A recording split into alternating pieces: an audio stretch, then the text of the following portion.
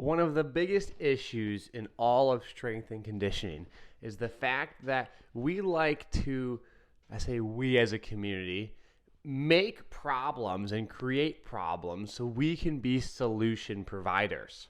So if you think about strength and conditioning and you think about all the quote unquote problems you've read about, and if you were to put together a workout, there'd be no way your workout could even be completed in one day. You'd have to do all sorts of mobility in that workout. You'd have to do 9,000 different hip exercises and ankle exercises and core exercises. By the time you finally warmed up, you would have to do a training program that'd be filled with thousands of exercises, and then you'd have a 85 or 2 hour long cool down.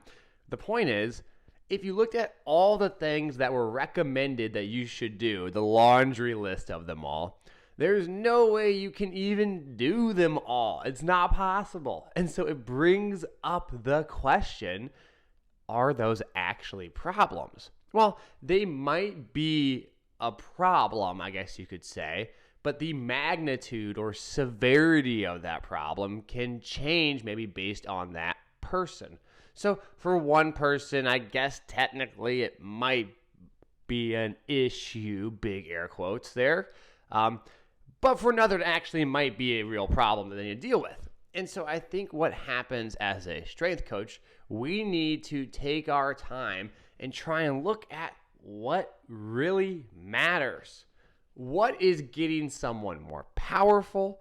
What is getting them stronger? It's not about arguing, should I do a single leg squat, a step up, a back squat, a pistol squat, a goblet squat, a trap bar squat, an overhead squat, a front squat, a Zercher squat, a safety bar. You get the idea. You have so many things you could pick, and we need to realize it's not about the exercise. It's about what the exercise is doing. What is it doing? It's training your legs to be powerful.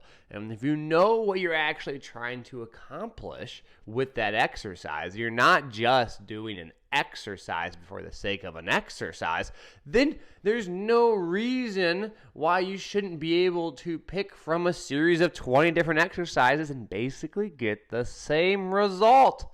Right? So when we look across strength and conditioning, it's not like this one person over here is getting amazing, extraordinary results.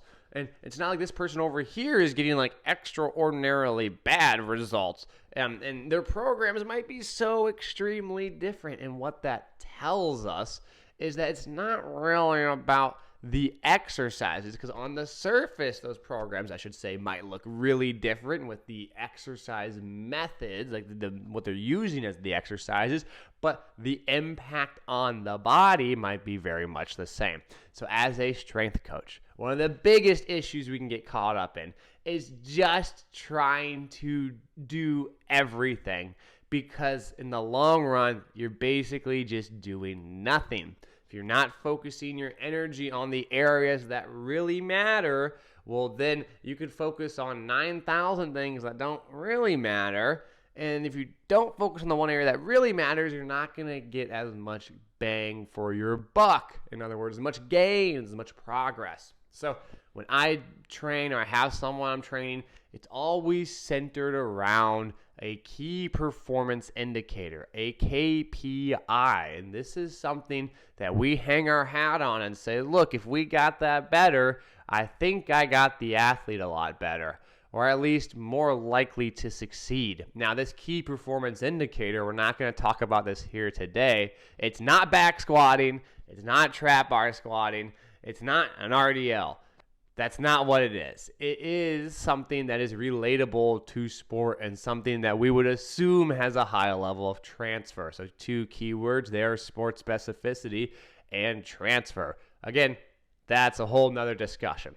But we want to narrow our beam of focus, and we want to be really good at things that are really important. And then the other things that aren't really important, well, there's a time and place, I guess, to dive into a little bit and be aware of them. But let's be good at being good. Let's really try and tackle the areas that make the most impact. So if you guys enjoy these videos, as always, I appreciate you listening. Feel free to share, comment, and like. And as always, thank you. I appreciate it a ton. Let's keep this page rolling.